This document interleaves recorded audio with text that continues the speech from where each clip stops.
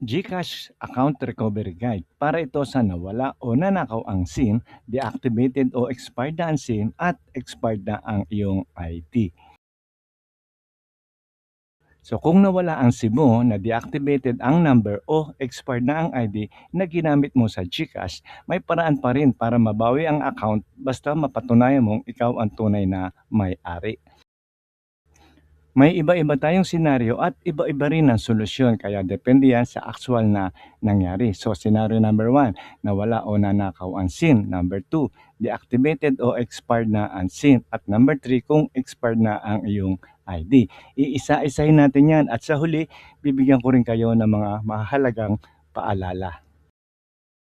May video na rin tayo kung paano ilipat ang inyong pera kapag nag-expired o na-deactivate ang inyong SIM at ilalagay ko rin ang link sa description. So scenario number 1 tayo. So nawala ang SIM. So ano mga dapat natin gawin? Unang-una, i-report agad sa GCash ang nawala o nanakaw na SIM. Importante po yan.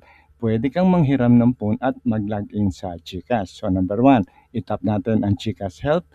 Piliin natin ang lost SIM or phone. Sundan ang instruction ni Gigi para makagawa ng support ticket.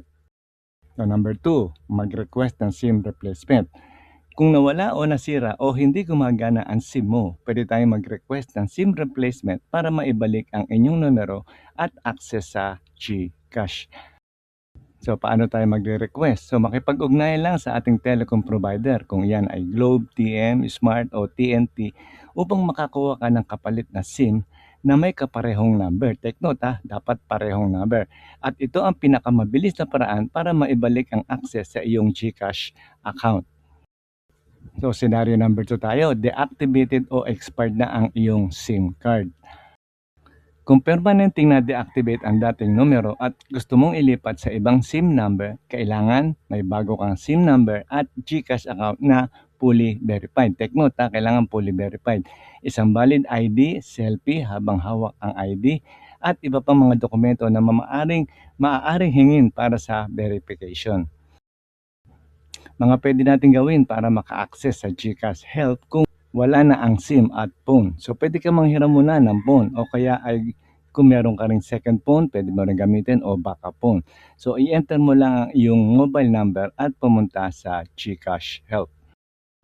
Paano naman ang proseso? So una, buksan natin ang ating GCash app, itap natin ang Help Center, piliin ang Transfer Funds and Services at makipag-chat kay Gigi. Sunod, mag-submit ng requirements kapag nakatanggap ka na ng email mula sa GCash support.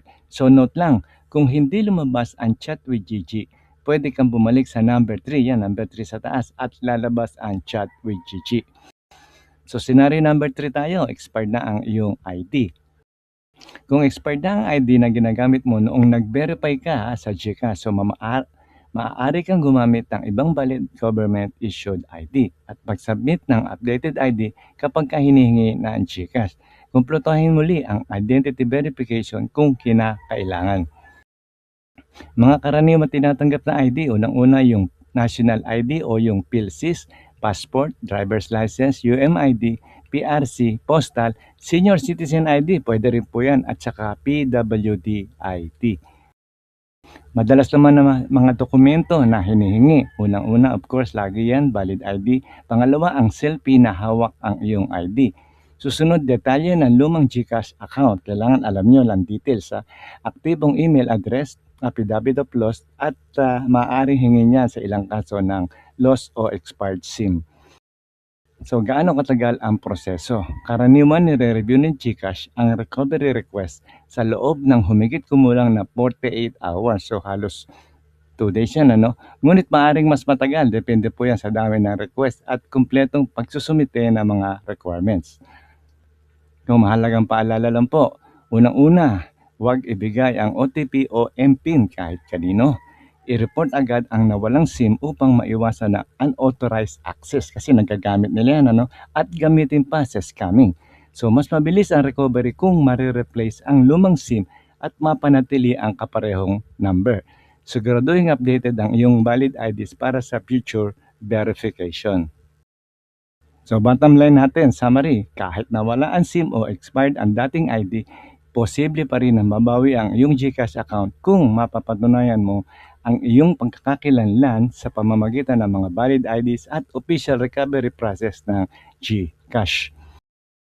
So meron din tayong mga hotlines at support para sa Globe. At nandyan po yung kanilang mga number, ang landline at saka help center. Disclaimer lang po, ang impormasyong ito ay para lamang sa layuning pang-edukasyon at pagbibigay kaalaman. Hindi kami konektado, kaanib o opisyal na kinatawan ng GCash, Globe, TN, Smart o TNT o anumang telecom provider. Ang mga proseso ay kinakailangan may maaaring magbago anumang oras.